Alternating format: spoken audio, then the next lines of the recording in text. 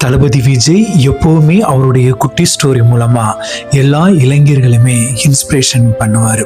இப்படித்தான் ரீசெண்டா மலேசியாவில் நடந்த ஜனநாயகம் ஆடியோ லாஞ்சில் குட்டி ஸ்டோரி சொல்லி ஒட்டுமொத்த தமிழ் இனத்தையே ஈர்த்து விட்டார். அந்த குட்டி ஸ்டோரியை பத்தி இப்ப பார்ப்போமா? ஆட்டோ டிரைவர் கர்ப்பிணி பெண்ணை ஏத்திக்கிட்டு போறாரு. பெரிய கனமழை பெய்யுது. அப்ப அந்த கர்ப்பிணி பெண்ணிடம் குடையே இல்லை. அப்ப ஆட்டோ டிரைவர் அவரிடம் இருந்த அந்த ஒரு கொடையை அந்த கர்ப்பிணி பெண்ணிடம் கொடுக்கிறாரு.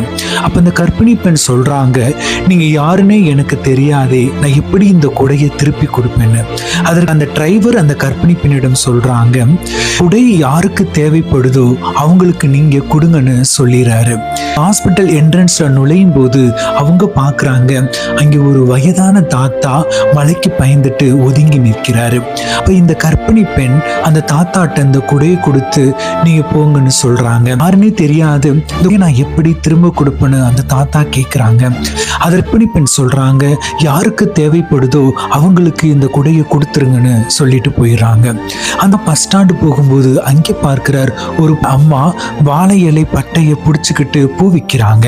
அப்போது அந்த தாத்தா அந்த அம்மாவோட அந்த கொடையை கொடுத்துட்டு போயிடுறாரு. வீட்டுக்கு போனோன்னு அங்க பாக்குறாங்க, ஒரு சின்ன குழந்தை ஸ்கூல்ல இருந்து மலையில நனைஞ்சுக்கிட்டு நடந்து வராங்க. அம்மா அந்த கொடைய அந்த பாப்பாட்ட கொடுக்குறாங்க.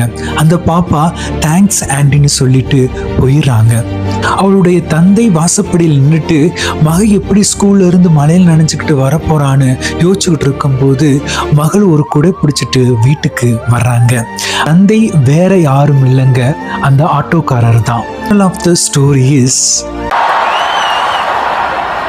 எல்லாருக்கும் சின்ன சின்னதா ஒரு நல்லது, சின்ன சின்னதா ஒரு ஹெல்ப், அது செஞ்சு இருந்து பாருங்க. லைஃப் ஒரு மாதிரி ஜாலியா இன்ட்ரெஸ்டிங்கா இருக்கும்.